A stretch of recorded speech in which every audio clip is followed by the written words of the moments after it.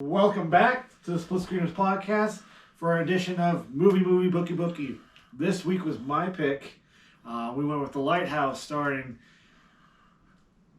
Robert Pattison. Robert Pattison, damn. And Willem Dafoe. My brain just stopped right there.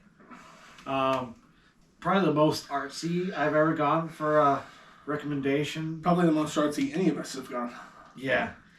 We usually hit the other end of the spectrum where it's just budget's really low, story's really quickly written, just silly all the way around. Like what we did last week, Velocipaster, yeah. I'm still trying to convince my wife to watch that movie with me. We are missing two of our hosts this week. Yeah. Aaron enjoying a beautiful vacation. Gavin's out doing family Stuff's going on. Yep. So hopefully we will have Gavin back next week. Aaron will be back in a couple weeks. So this week it's just going to be the two of us talking about The Lighthouse, and hopefully Gavin will be back next week for whatever I pick. I still haven't fully decided. So, what? We're on the deadline. We're on the clock. We're on the clock. So first off, this is a movie I hadn't watched yet myself. I had bought it a few months ago when it was on sale on Vudu, and kind of was looking for an excuse to watch it. Like we've said multiple times, this series is a great excuse to watch those movies that we want to rewatch or haven't watched yet, or just like want Cats. Our friends to watch. That's still the most painful movie I've watched. Speaking of all the rest of the movies, we watched Little Monsters. Yeah.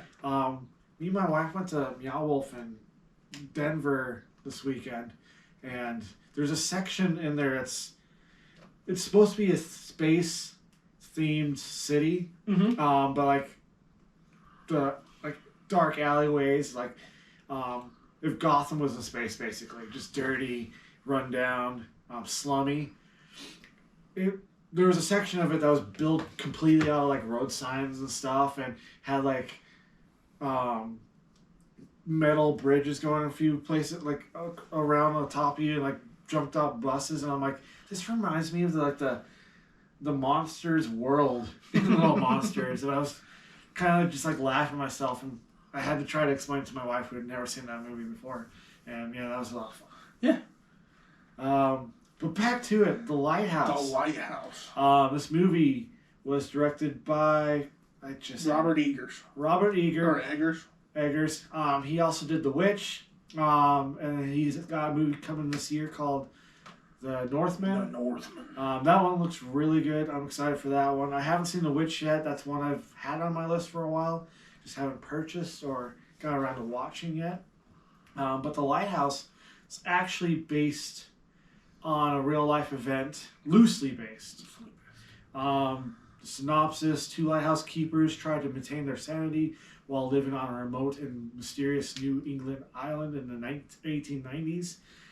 There's literally like three actors in this movie: Robert Pattison, Willem Dafoe, and Valeria Harriman, who played a mermaid. Nick, what did you think about this movie? Oh man, I don't even know where to begin. Do I need to apologize? No. Okay. No, I don't think so. I didn't hate it as much as the person who watched it with me. It was kind of fun just listening from upstairs. It definitely is, I think, too artsy for my taste. It's not usually the genre of movies that I go to. But I kind of like the idea of this mental breakdown that Robert Pattinson is having on this island. Obviously, most of it is caused by the lighthouse itself. But obviously, just living on this island with one person for so long and being stranded there is causing this mental break and this character change that you see throughout the movie. And the way it's shot, it's in that weird, 16:9 aspect ratio? Something like that. I think the Snyder Cut actually did the same thing. Oh, really? Yeah. Huh. It was really kind of weird to watch it that way, but... It's all in black and white. It takes you all over the place. You kind of don't know what's going on at some points. just because it jumps from like one scene to another so quickly, and you're like, oh, what the fuck is going on? But is it something that I would watch again? Probably not. But I actually enjoyed it for what it was. I would, if somebody recommended it to me again, or somebody was like, hey, I want to show you this movie, I'd sit down and watch. I would leave that. I feel much the same. I really do love watching Willem Dafoe, and Robert Pattison go back and forth. Mm-hmm. I think they were... That scene where he smacks him upside the head, I lost it. I thought that was so funny. I thought they both did a great job on this in this movie. The main reason I picked this film was because Robert Pattison was in it, and we just got done watching The Batman, which we were all really excited about. At least the ones that had watched it. I don't know if Gavin's even seen it yet. Yeah, I don't know. Hopefully Aaron has at least seen it. Yeah. But I was originally going to go with another Robert Pattison movie, but with Aaron being on vacation, I knew he wanted to see this one. Or the one I was originally going to pick. I picked this one. I think I liked it a little bit more than you guys do. I usually don't go towards the artsy side of films as much, just like you guys. But I liked the acting in it. I liked the story. It was kind of fascinating to try to figure out what was going on, what to believe. There was definitely moments where you kind of start not trusting the narrative as much. And you definitely see Dafoe's trying to like turn it on Robert Pattinson's character a few times here and there. Like, no, you're remembering this differently. Like right after the fact. Yeah. And there was a lot of scenes where like Dafoe got like really into it, and I love when he does that kind of stuff. Yeah. There's a scene where the camera is shooting up at him with the light as he freaks out on Robert Pattinson about not liking his cooking. And you found him a lobster, ain't you? And while I was trying not to laugh from him being so mad that Robert Pattinson didn't like his cooking, the shot and the way that it looked on his face was almost hauntingly scary. How his face looked. Like I was a little freaked out. I think I read that they did that the cursing scene in one take, and Dafoe didn't blink for 2 minutes, which I completely believe. He's the kind of actor who could pull off that level of craziness and insanity perfectly. You see in scenes like I think Boondock Saints, where he's kind of describing the shootout, stuff like that. You can get glimpses of it as he's the Goblin in the Spider-Man movies. That's another reason I wanted to pick this movie, because No Way Home just came out a few months ago, and he was brilliant in that as well. Yeah. Yeah, this was relevant on all three phases. I mean, you get Dafoe, who was in Spider-Man. You get the director, because Northman's coming out in a couple weeks. And you get Robert Pattinson. So, yeah, it kind of hit on all three levels. Yeah. I mean, definitely not going to be the highest on my list. I will watch this a few more times, probably, just kind of dig into it a little bit, but not anytime soon. I do have a little bit of trivia here and there that I was reading. This is all coming from IMDb. There we go.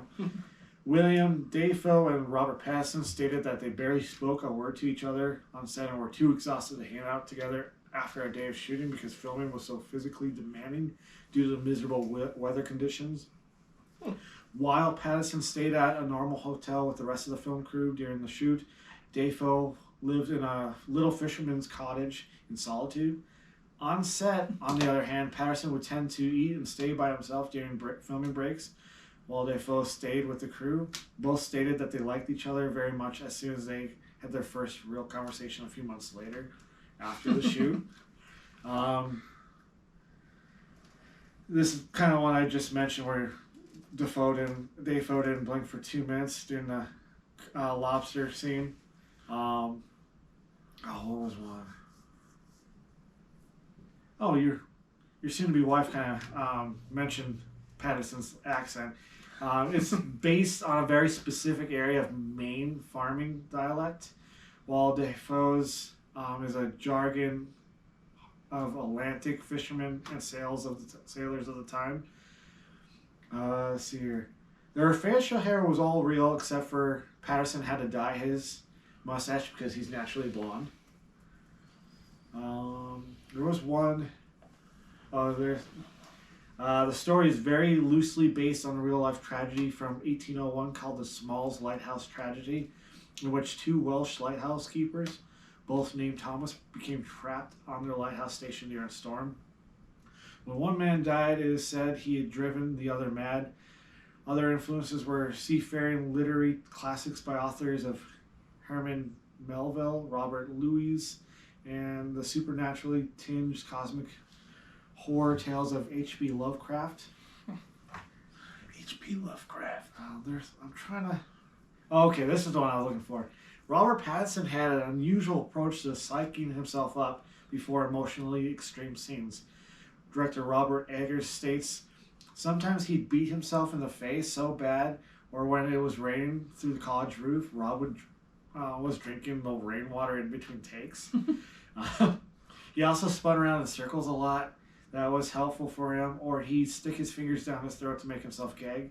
Stuff like that, particularly the scene where both characters are drunk and Dafoe lies on Pattison's chest.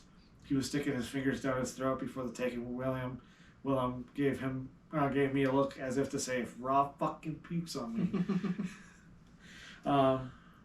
That was the last one I wanted to do. So there is a particular scene that's very awkward if you're watching around certain people. I also wouldn't watch this movie with kids. I'm going to throw that out there. Yeah, this is not a kids movie. You should know that just knowing the actors or the director. The design of the mermaid's genitals was based on a shark labia and was constructed entirely out of silicone. Robert Eggers on the backstory, the mermaid on the Starbucks coffee cup that has two tails is based off early mermaid design. Medieval and Renaissance mermaids were always split so that the anima figures of male fantasy could perform their role that had been unfairly thrust upon them by their male imaginers. But no surprise that the Victorian era, they closed the mermaids up and made them impenetrable so that the single-tail mermaid silhouette has become the archetype mermaid looked for people today, and also what a mermaid would have looked like in the period of the movie. But we still had to figure out how mermaids could copulate and create more mermaids. So we studied shark genitals. Yeah, that was a really weird scene. I kind of had a warning that was going to happen. And also not the weirdest scene in the movie. Not the weirdest scene. The angry whacking it to the statue of the mermaid scene. That one was weird. Also, him watching Willem masturbate at the top of the lighthouse was also... there's a lot of masturbating and sex with it's mermaids. It's two guys stranded on an island. They also almost kissed. I was really hoping for that when they leaned in. I thought they were going to kiss each other. So I watched half this movie on my drive home. I wasn't driving. On the ride home from Denver, and at one particular point, I'm like, I need to actually be watching this on a big screen and laying back so I can pay attention to this. And it just happened to be right before one of the first masturbation scenes. And I'm like, well, didn't need a bigger screen for this. Oh. I'm pretty sure this movie won a few awards. I'm not going to look it up right now. I actually probably could just... I'm on IMDb right now. Yeah, you take your time. I'm still thinking of the movie. I don't want to rush you. This is movie 9, I think?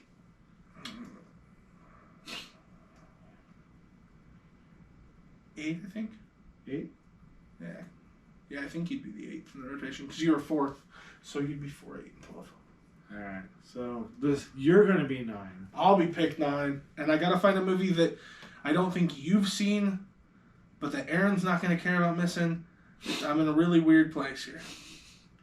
Did you make a list? Yeah, No. I don't see anything on here. No, I should have stolen. Oh, the seagulls. That was my favorite part. You Fucking don't, seagulls. you don't hurt the birds. There were some great quotes too from this movie. Like the lobster scene. I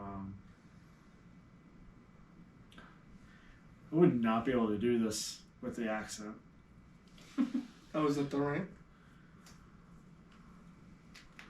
Oh God, yeah, there's the rant here. Hark, Triton, hark! Bellow bid off father the sea king, rise from the depths full of foul and his spirit. Black waves teeming with salt foam to smother this young mouth with pungent slime to choke ye, engorging your orphans till you turn blue and bloated with bly and brine and can scream no more.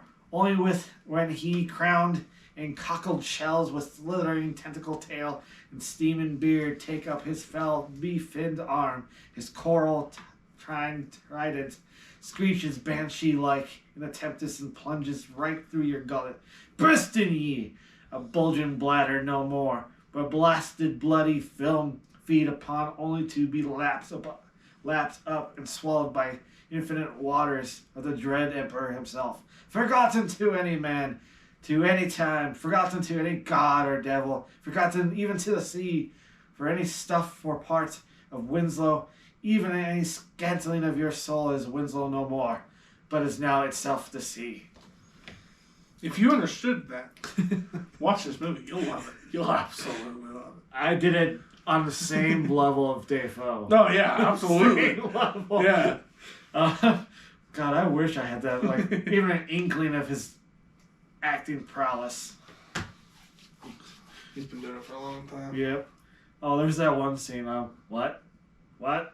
What? What? What? What? What? What?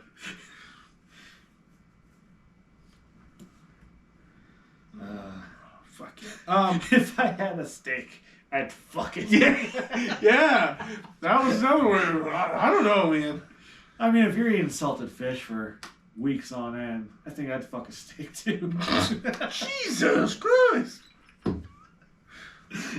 That'll be the tagline of the video. Would you fuck a steak? No, I would eat a steak. I would love to eat a steak at any point in life. There's some golden lines in this movie. Yeah, there are some lines that definitely shocked me. I would hear them and I would just be like, what the fuck did he just say, bro? Are you still trying to think of one? I think I have one. Have you seen Idiocracy? Oh, fuck. I think I've seen part of it, but not all the way through. Well, because my original idea was to go with The Room. That was my pick for this week, but that is one that we have to all watch together. Yeah. And then my next pick was going to be Cats. But people told me I couldn't pick the same movie twice, which is fucked up, I'm very happy for that, because I would not stay for that one. There is a curious cat. That movie, that song came on Steph's phone while we were driving home. Oh. And I literally just looked at her. She's like, okay, turn it. It's a curious cat. I had that stuck in my head for like a week too. So, do I go with a sports movie? Ooh, yes I do. You know what? New movie. You didn't see it. I went and saw it. King Richard. I don't know if it's out. King Richard? It should be on HBO Max, actually. Okay. I can check it right now, because I have it. I have been wanting to watch this one. In fact, Steph would probably love to watch this with us. Okay. This was definitely on her list. No, it's that not she on has HBO Max. It's not? Maybe Aaron has it though. On Plex. We'll check it out. What's it about? Oh yeah, let me pull up that. I'll pull up the actual. Armed with a clear vision and a brazen 78-page plan, Richard Williams is determined to write his two daughters, Venus and Serena, into history. Training on tennis courts in Compton, California, Richard shapes the girls' unyielding commitment and keen intuition. Together, the Williams family defies seemingly insurmountable odds and the prevailing expectations laid before them. 90% on Rotten Tomatoes, 76 on Metacritic, 7.6 on IMDb. All right. I saw this in theaters. I thought it was great. This is not one that I think Aaron probably cares about, so this is a good week to watch it. We'll watch this one. So, all right. As far as The Lighthouse goes, probably will not make my top 10 movie bookie bookies of the year at the end of the year. I don't know. Might make my top 10 funniest, realistically, depending on what else gets picked, because there were some scenes that had me cracking up. I don't know if that was intentional. I don't know if they were going to crack me up. But probably not. Overall, I'm trying to think, because we've been trying to rate these. Artistically, I'll give it an 8. I think that the way it was shot and everything like that, I think was super cool. My personal enjoyment, I'd give it probably a 5. I'll go right in the middle. So personal enjoyment, I'd probably give a 6. Okay. Artistically, you kind of surprised me on there. I was going to go with a 7. Okay. Out of 10. Yeah. Yeah. Like I said, it's beautifully shot. I see what they're going for. I'm not, like I said, I'm not inclined for the artsy films usually. Like my action, my fantasy, and my sci-fi. Would you consider Birdman an artsy film? Yes. Yeah, I hated that movie. I still actually have to watch it all the way through. We didn't finish it either. But did not like it. It's got Michael Keaton. I know, you'd think, and Emma Stone, you'd think it'd be great. All right. Well, dope. Lighthouse, I think I'd recommend it to somebody. Especially if you're into the artsy style of films, I would definitely check it out. I really do love, especially Willem, as an actor. I love most things that I've seen him in. Oh, yeah. I'm actually coming around on Robert Pattinson too. See, that was my goal. The Batman really has turned me around. See, like I was my original objective was to use Tenet to do that. I'm excited to watch that one. That might just be my next movie. Yeah, I would not hate it if that was your next one. Because I still need to watch that. Tori would. I feel like she's mad at me. No, I think she'd be in that. It's gotta be better in her opinion than this one. She said this was her least favorite movie she's ever watched.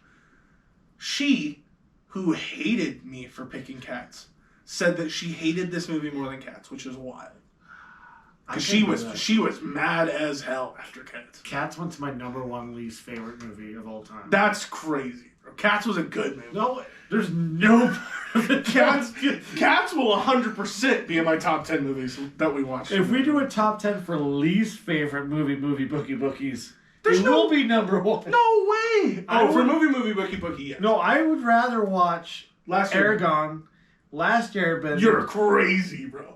I've watched Last Airbender multiple times. Yeah, on sandwiches. Big sandwiches. Big sandwiches, and it was good then. Even without that, I watched it a couple times. You're crazy. I almost walked out of the theater the first time I watched that movie. I know, I walked in halfway with you. No, I had to be sure that I hated it. I would watch Dragon Ball Evolution or Splice or what's that? There's an Owen Wilson movie where he plays a hobo who is training nerds how to defend themselves. It is.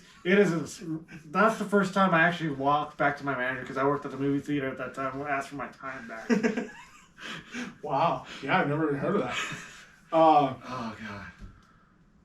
I'm gonna have to look that one up. But yeah, that was a terrible movie. Cats, still great. Check it out. No, it's not. So what have we, really quick before we close up, what have we watched so far? Wild Wild West was week 1. Little Monsters.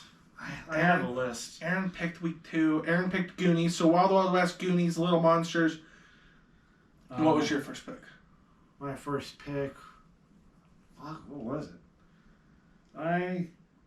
The Gentleman. There we go. And then great movie. I went Cats. Aaron went Cats. Natural Born Killers. Gavin went with Velocipaster. And then we just finished up The Lighthouse. I have to add The Lighthouse to the list. That is number 8. I've been trying to keep a list of all the movies that we're watching in order. And then, yes, number 9 this week we watch King Richard. So stay tuned. If you like this series, go back. We have some of these are on the end of our movie episodes. Yep. I think starting with Natural Born Killers, we actually started doing these separately. So that was 1, 2, 3, 4, 5, 6 episode. Our 6th movie, Bookie Bookie, was separate. The rest of them are at the end of the movie episodes. If you enjoyed these, check those out. We have recommended some really good movies, although we have talked a lot of shit about Cats, and this one might not be our favorite. We have put in some really good ones that some people haven't seen. I mean, you and Gavin haven't seen some of them. I haven't seen some of them. So, King Richard next week. Stay tuned for that. Again, it might just be me and Zach next week. Hopefully, we'll have Gavin back, and Aaron will be back the week after that. So, like, comment, and subscribe, like we said at the top of the show. Hit that bell for notifications. At the end of every movie episode, same with the games episode for Gavin, I like to plug Zach's TikTok, so check out his TikTok at Film Beast. He does a lot of reactions to TV shows and movies on there. And some trailers. And shows off his crazy Blu-ray collection and his steelbook. So check this out his channel. Thank you guys so much for watching. We will be back next week. And it is time to split.